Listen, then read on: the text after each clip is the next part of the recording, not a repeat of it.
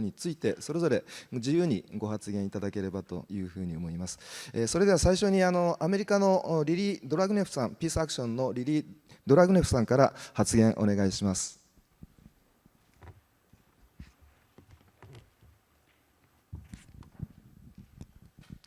Thank you. Good morning.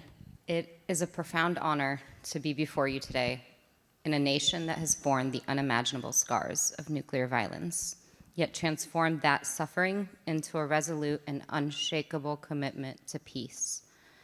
To the Hibakusha, whose testimonies have pierced the world's conscience for generations, thank you for your inspiring courage. They have turned their pain into purpose, working to ensure that no one else endures what they have survived. To the Japanese peace community, activists, scholars, students, and everyday citizens like yourselves carrying this legacy forward, thank you for your steadfast advocacy. It reminds us that true security is built on justice and humanity, not the threat of annihilation.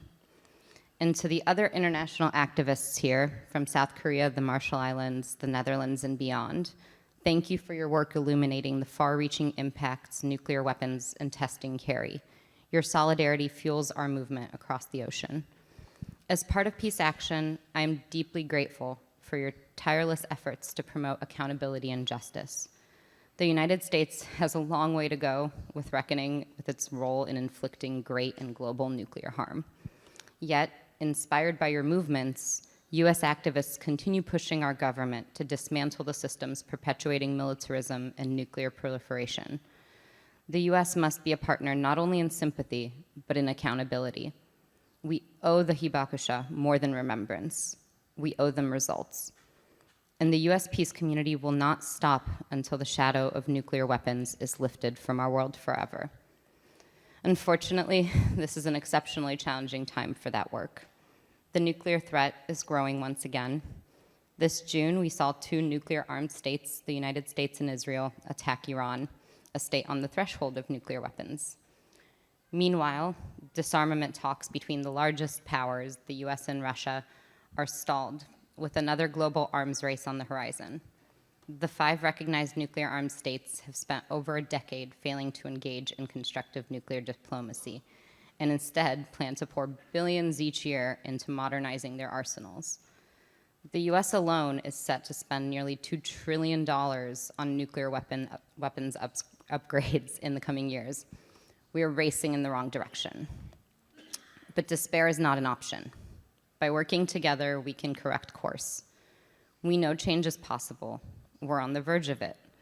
The United Nations Treaty on the Prohibition of Nuclear Weapons, the TPNW, serves as a path forward for increasing the global consensus that nuclear weapons must be banned. We saw public pressure in the Netherlands, for instance, push governments to TPNW talks despite NATO resistance. We've seen lawsuits by the Marshall Islands expose the brutal legacy of nuclear testing. South Korea's anti-nuclear movements have resisted US nuclear deployments to the region. In the US, grassroots campaigns like Back from the Brink are shifting power to local communities when federal action fails. And after decades of pressure, we've finally won expanded compensation for Trinity nuclear test survivors, downwinders, and Marshall Islanders, a much-needed acknowledgement of harm. And of course, here in Japan, activists have amplified the brave truth-telling of survivors and turned Hiroshima and Nagasaki into global symbols of peace, culminating in the long-overdue Nobel Peace Prize Award to Nihon Hidankyo for its decades of testimony and activism. When governments hesitated, Japanese survivors acted. When others turned away, they spoke louder. More than just an honor, the 2024 Peace Prize serves to shatter the myth that nuclear weapons keep us safe and forces every nation still clinging to these instruments of annihilation to confront their immorality. From banning nuclear tests to exposing government secrecy on fallout, we've successfully pushed back before, and we will continue to do so.